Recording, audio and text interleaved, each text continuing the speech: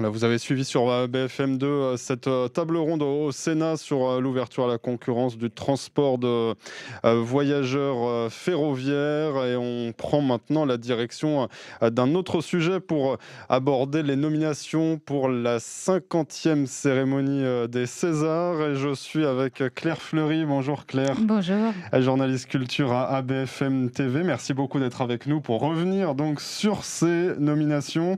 Et c'est le Comte de Monte-Cristo qui arrive en tête de ces nominations. 14 pour ce film avec Pierre Ninet notamment. Oui, et sur le papier, c'était pas forcément gagné parce qu'on avait été assez surpris par l'annonce des pré-nominations pour la catégorie révélation parce qu'il y avait aucun des jeunes acteurs de Monte Cristo. Donc on se disait, voilà, le film, il a pas l'air de plaire aux votants. Et finalement, eh bien, ils sont effectivement premiers, 14 nominations. Souvent, on dit que les Césars oublient le cinéma populaire.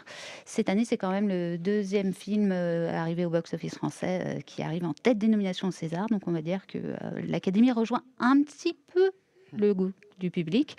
Même si on va le voir plus tard, il y a quand même un grand oublié. Oui, on va y revenir Mm. juste après, effectivement. Claire, donc le Comte de Monte-Cristo devant L'Amour ouf, Mm. c'est ça? L'Amour ouf, 13 nominations pour le film de Gilles Lelouch. Alors, c'est aussi un des champions du box-office, hein. Et puis, c'est un film qui a quand même été porté par la critique. C'est un film qui a été présenté en sélection officielle à Cannes.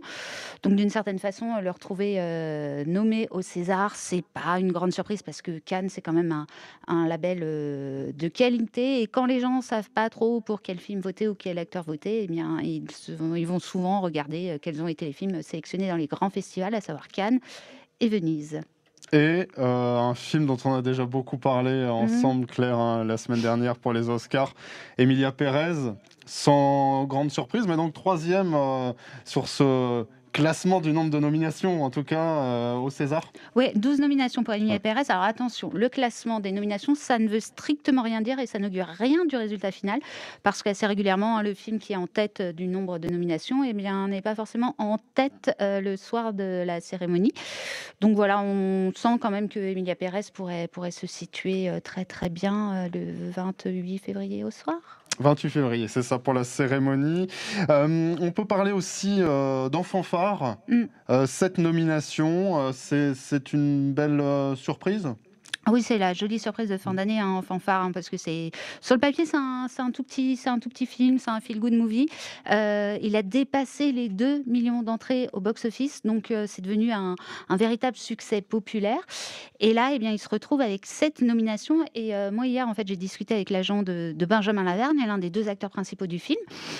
Je lui ai dit: «Écoute, ça sent quand même bon pour un fanfare», et elle n'y croyait pas. Elle me disait: «Non, non, alors Pierre Lotin, je pense que côté révélation». Mais alors elle croyait pas du tout, à ce que Benjamin Lavergne soit catégorie meilleur acteur. Il y a aussi, Sandra Succo, hein, qui est, nommée, catégorie meilleure actrice dans un second rôle. Donc c'est quand même un beau succès et voilà. Après la récompense du public, et bien maintenant il y a la récompense, de la profession pour ce film. Oui, alors avec aussi ce film qui a été plébiscité par le public, un petit truc en plus, évidemment, mais là, plutôt déception en termes de nomination au César, il passe, voilà, Il y plutôt en à côté. Bah, il y en a qu'une, catégorie meilleur, 1er film puisque c'est la première réalisation d'Artus. Alors c'est là où on se dit que oui, voilà, les Césars sont pas forcément, représentatifs, du goût, des Français. On aurait pu quand même peut-être le voir, catégorie scénario, peut-être catégorie, meilleur second rôle.